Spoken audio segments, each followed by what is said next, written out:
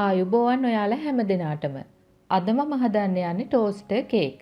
Sandwich toaster cake.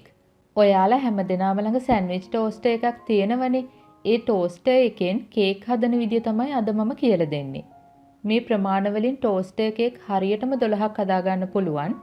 මේවා හදන්න ඕන වෙන දේවල් මම පහළ තියෙන ඩිස්ක්‍රිප්ෂන් බොක්ස් එකට දාන්නම්. එතනින් ඔයාලට ලේසියෙන්ම බලන්න පුළුවන්.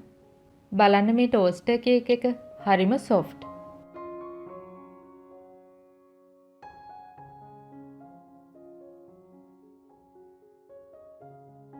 මගේ වීඩියෝ වලට ඔයාලා කැමති නම් මගේ YouTube channel එකටත් subscribe වෙන්න.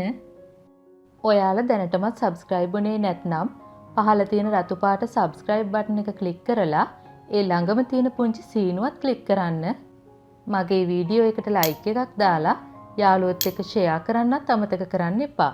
ටෝස්ටර් කේක් හදන්න මේ දේවල් ඕන වෙනවා. පිටිකෝප් එකයි, ඒ කියන්නේ ග්‍රෑම් 120යි, විදේශ රටවල ඉන්න අය නම් කේක් ෆ්ලා ගන්න.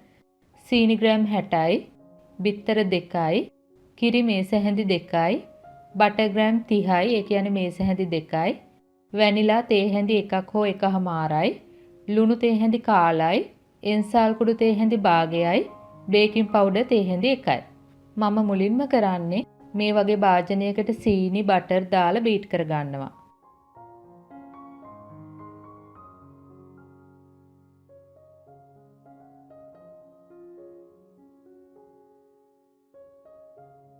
මේ වගේ වටේ ස්පැචුලා එකකින් පිරිසිදු කරගන්න. හොඳට ක්‍රීම් වුණාට පස්සේ එක බිත්තරේ බැගින් එකතු කරලා බීට් කරන්න ඕන.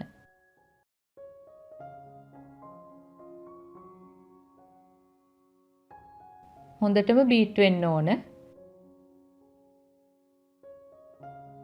දැන් හයි ස්පීඩ් එකේ හොඳටම බීට් කරගන්න.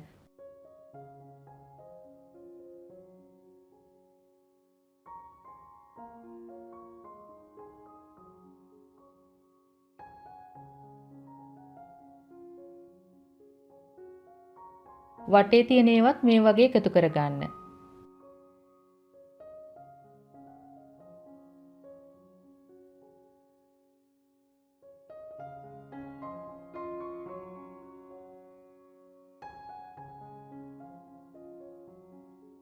දැන් සුවඳ කුඩු ලුණු වැනිලා එකතු කරන්න.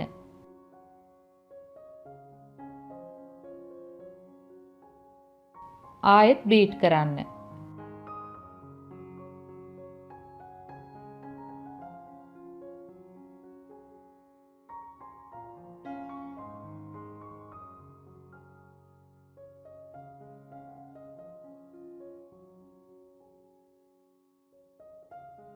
දැන් මම පිටි ටිකට බේකින් පවුඩර් ටික එකතු කරලා මේ වගේ හලා ගන්නවා.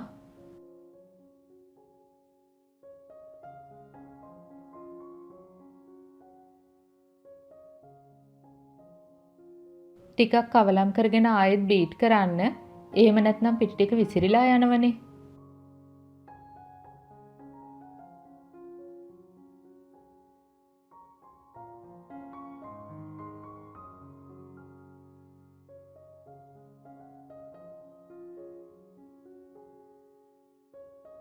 මේ වගේ වටේ පිටි ටිකත් එකතු කරගන්න.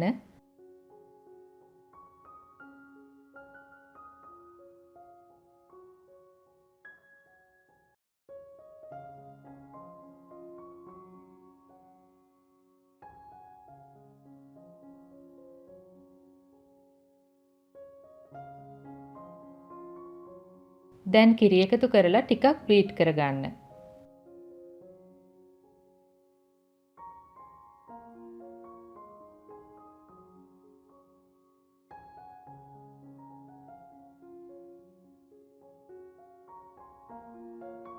දැන් නැති අපේ මිශ්‍රණය ලෑස්ති. මේ තියෙන්නේ මගේ සෑන්ඩ්විච් මේකර් එක. මම දැන් කරන්නේ මේ වගේ වහලා ප්‍රීහීට් වෙන්න තියෙනවා. ඒ කියන්නේ කොළ පාට බල්බ් එක පත්තු වෙනතුරු ඉන්න ඕන. දැන් ප්‍රීහීට් වෙලා මේ වගේ බටර් හොඳට ගා ගන්න.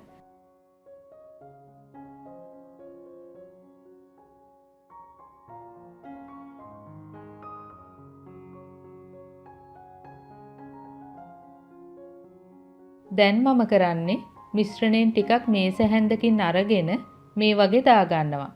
එකම ප්‍රමාණයෙන් දාන්න, පිට යන්න දෙන්න එපා. මේ වගේ ලස්සනට දාගන්න.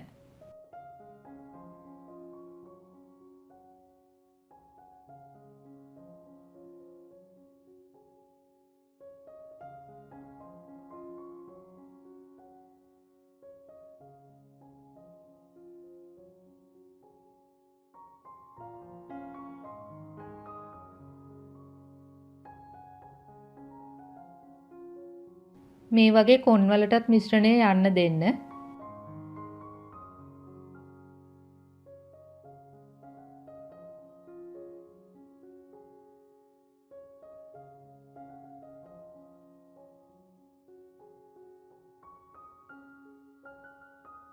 දැන් වහලා පාන් එකක් ටෝස්ට් වෙනවා වගේ ටෝස්ට් වෙන්න දෙන්න. දැන් අපි හරිද කියලා බලමු. දැන් හරි. හොඳට බේක් වෙලා පිඟානකට මාරු කරගන්න. මේකේ යටපැත්ත තමයි රන්වන් පාට වෙන්නේ. ඔයාලට ඕන නම් කේක් එක අනිත් පැත්ත හරවලා දෙපැත්තම රන්වන් පාට කරගන්නත් පුළුවන්. ඊළඟ වටය කරද්දී ආයෙත් මේ වගේ බටර් ටිකක් ගන්න. දැන් මේ වගේ මිශ්‍රණය දාන්න.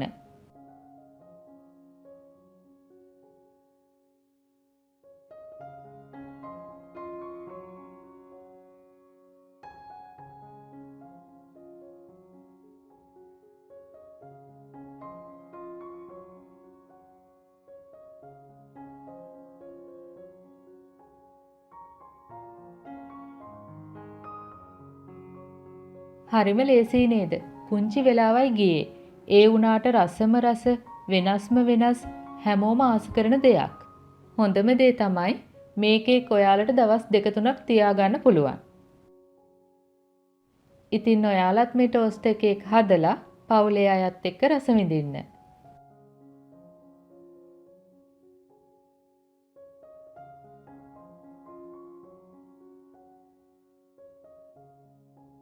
ඔයාලගේ ගැටලු යෝජනා අදහස් පහලින් කමෙන්ට් කරන්න. ආයෙත් මේ වගේම රසබර වීඩියෝ එකකින් ඔයාලව හමු වෙනතුරු ඔයාලට සුබ දවසක්. ස්තුතියි.